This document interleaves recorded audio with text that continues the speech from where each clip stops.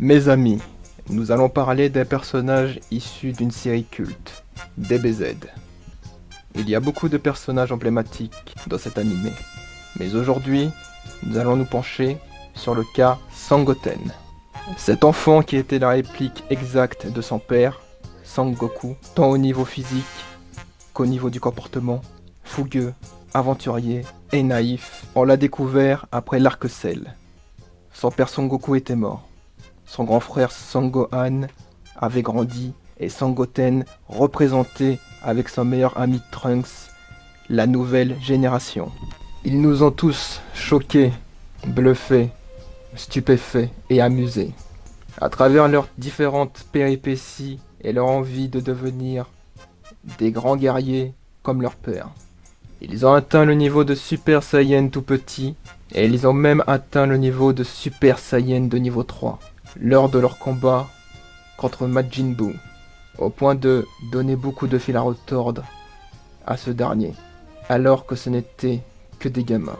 Dans cet arc, Sangoten et Trunks ont même combattu l'un contre l'autre, sous les yeux de leurs pères respectifs.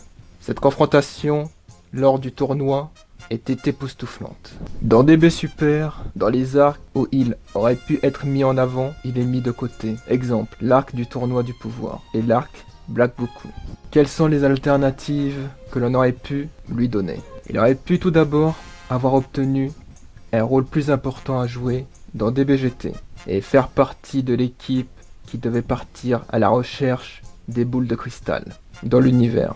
Sans enlever Pan, bien sûr. Ça aurait donné des superbes aventures avec les deux meilleurs amis qui sont Goten et Trunks.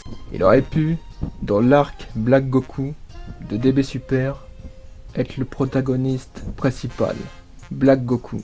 Et cela aura apporté une histoire enfin avec du fond et de la forme à DB Super. Ce qu'il manque atrocement à cette série.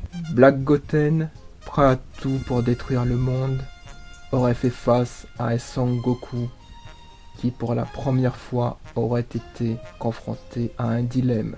De tuer son fils et sauver la Terre, ou dans l'autre cas, s'il ne le faisait pas, ce serait la fin de la Terre.